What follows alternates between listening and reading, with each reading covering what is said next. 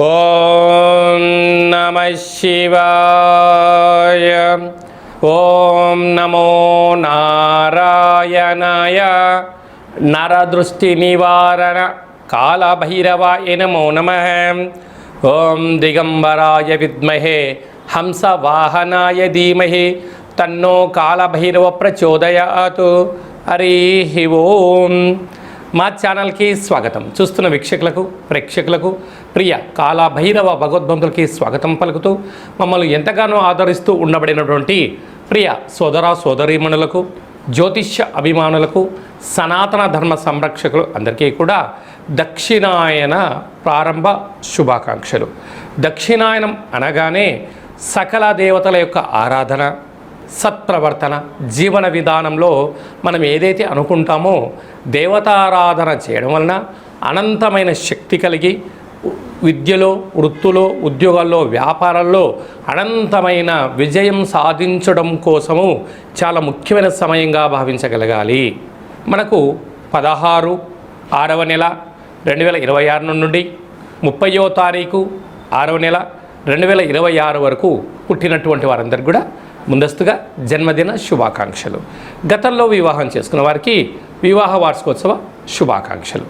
ద్వాదశ రాశుల్లోని గ్రహ గమనాల్ని ఓసారి పరీక్షిద్దాం.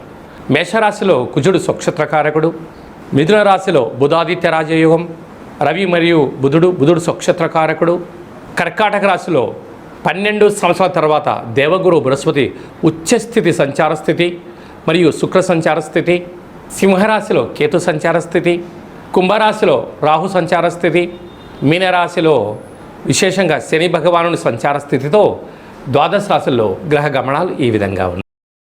మీనరాశి వారికి ఒకవైపు ఏలనాటి శని మధ్యమ సంచార స్థితి ఉండగా, రెండవ స్థానంలో కుజుడు స్వక్షేత్రకంగా ఉన్నప్పుడు కుజదోషం ఉండినను, అర్ధాష్టమ రవి దోషం ఉండినను 12 సంవత్సరాల తర్వాత దేవగురు బృహస్పతి సంతాన స్థానంలో, రాశాధిపతి సంతాన స్థానంలో ఉచ్చస్థితిలో సంచారం చేయడము వీరికి విపరీతమైన అదృష్టాన్ని, ఆనందాన్ని కూడబెట్టబోతుందని చెప్పి గమనించాలి. మీనరాశిలో ఏ నక్షత్రాలు వస్తాయనగా పూర్వాభాద్ర నక్షత్రంలోని చివరి పాదం 4వ పాదము, ఉత్తరాభాద్ర నక్షత్రంలోని 4 పాదాలు, రేవతి నక్షత్రం 4 పాదాలు కలిపితే మీనరాశి. రాశాధిపతి దేవగురు బృహస్పతి. వీరికి రాశిలోనే శని భగవానుడు, కుజుడు స్వక్షత్రకారకుడు, అర్ధాష్టమ బుధాదిత్య రాజయోగం అనుకూలంగా లేని కాలం కనుక ఇలాంటి కాల సమయంలో మనకు దక్షిణాయనము ప్రారంభమైన తర్వాత వచ్చేడు మొట్టమొదటి అష్టమి తిథి కారణం వలన శనగపిండితో దీపాన్ని ఏర్పాటు చేసుకొని అందులో శనగపప్పును వేసి ఇక్కడ పసుపును వేసి వేరుశనగను పోసి దీపాన్ని వెలిగించి కాళభైరవాష్టకాన్ని స్మరించడం, పఠించడం, వినడం, మీ కోరికలు కోరుకొని దానం చేయగలిగినట్లయితే గ్రహ దోషాలు తొలగిపోతాయి. పంచమ స్థానంలో దేవగురు బృహస్పతి 12 సంవత్సరాల తర్వాత కర్కాటక రాశిలో ఉచ్చస్థితిలో సంచారం చేయడము మీనరాశి వారికి సువర్ణపు అధ్యాయం ప్రారంభం అయిందని చెప్పి గుర్తుపెట్టుకోగలగాలి. కనుక ఇలాంటి కాల సమయంలో తల్లిదండ్రులు శ్రీ మేధా దక్షిణామూర్తి స్వామి వారి యొక్క స్మరణ, రుద్రాభిషేకము అదృష్టాన్ని కలిగిస్తుంది. కనుక మీనరాశి జాతకులు వీలైనంత వరకు సత్ప్రవర్తన, ఆధ్యాత్మిక చింతన ఉండి తీరాలి. మీ జన్మ నక్షత్రం రోజున, అష్టమి తిథి ఎందున, పూర్ణిమ తిథి ఎందున ముఖ్యమైన పనులు వాయిదా వేసుకోండి. అద్భుతమైన విజయం, సువర్ణపు అధ్యాయం మీ జీవితంలో కొత్త మలుపు తిప్పబోతుందని చెప్పి గమనించాలి. 16వ తారీఖున మనకు నిజ జ్యేష్ఠ మాస ప్రారంభమవుతుంది. సకల శుభ కార్యక్రమాలకు అంటే గృహప్రవేశాలకు కానీ, ఇల్లు మారడం కోసం కానీ, కొత్త వాహనాల క్రయ విక్రయాలకు ఇది చాలా మంచి సమయంగా భావించగలగాలి. అలాగనే మనకు 22వ తారీఖు నుంచి దక్షిణాయన పుణ్యకాల ప్రారంభము. మనకు 22వ తారీఖున కాళాష్టమి, కాళభైరవ స్వామి స్మరణ ధ్యానం వలన సకల అష్ట కష్టాలు కూడా సంపూర్ణంగా తొలగిపోతాయి.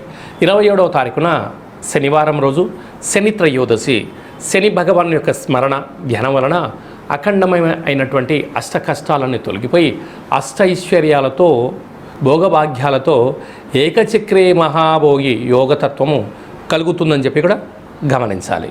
మనకు 29వ తారీఖున జ్యేష్ఠమాస శుక్లపక్ష పూర్ణిమ, జ్యేష్ఠ పూర్ణిమ సందర్భంగా వెంకటేశ్వర స్వామి యొక్క దర్శనం, సకల దేవత దర్శనం వల్ల సకల ఐశ్వర్యం కలుగుతుంది అని చెప్పి గమనించాలి.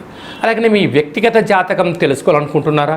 మీ యొక్క పేరు, పుట్టినటువంటి తేదీ, నెల, సంవత్సరం, పుట్టిన సమయం రాసి వాట్సాప్లో మీరు పంపించగలిగినట్లయితే 100 సంవత్సరాల జాతకాన్ని రాసి పంపించి మీరు పుట్టినప్పుడు గ్రహ గమనాలు ఎలా ఉన్నాయి, ప్రస్తుతం ఎలా ఉంటున్నాయి, భవిష్యత్తులో ఎలా ఉండబోతున్నాయో సవివరంగా సంపూర్ణంగా తెలియజేయడం జరుగుతుందని చెప్పి గమనించాలి. డేటా బర్త్లో లేనటువంటి వారు పేరు యొక్క మొదటి అక్షరాన్ని అనుసరిస్తూ రాశిని తెలియచేస్తూ గవళ ద్వారా అనగా రమణ శాస్త్రం ద్వారా కాళభైరవ ఉపాసన చేత భూత భవిష్యత్ వర్తమానాన్ని తెలియజేయడం జరుగుతుందని చెప్పి గమనించాలి. ఈ కింది నెంబర్ని అపాయింట్మెంట్ తీసుకొని సంప్రదించగలరు.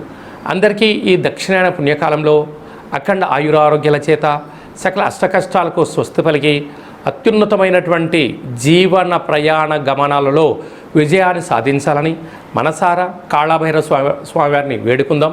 ఆశీర్వచనం. శతమానం భవతు శతాయు పురుష సతేంద్రియ ఆయుష్యేవేంద్రియే ప్రతిష్టతి. ధనం ధాన్యం బహుపుత్రలాభం శత సంవత్సరం దీర్ఘమాయు. సర్వే జనా సుఖినో భవంతు. లోకా సమస్తా సుఖినో భవంతు. సర్వం కాళభైరవ దేవతార్పణమస్తు. హరి ఓం. ఈ వీడియో మీకు నచ్చినట్టయితే ఈ యొక్క వీడియోను లైక్ చేయండి, షేర్ చేయండి, మా ఛానల్ని సబ్స్క్రైబ్ చేయండి. ఆధ్యాత్మికమైనటువంటి భక్తి సమాచారం కోసం అందరికన్నా ముందుగా మీరు తెలుసుకోవాలి, వినాలి అనుకుంటున్నట్టయితే గంట సింబల్ ప్రెస్ చేసి ఆలన బటన్ కూడా ప్రెస్ చేయండి. ఈ భక్తి సమాచారాన్ని భగవద్బంధులకు, మిత్రులకు, స్నేహితులకు చేరవేసి హిందూ ధర్మాన్ని కాపాడండి.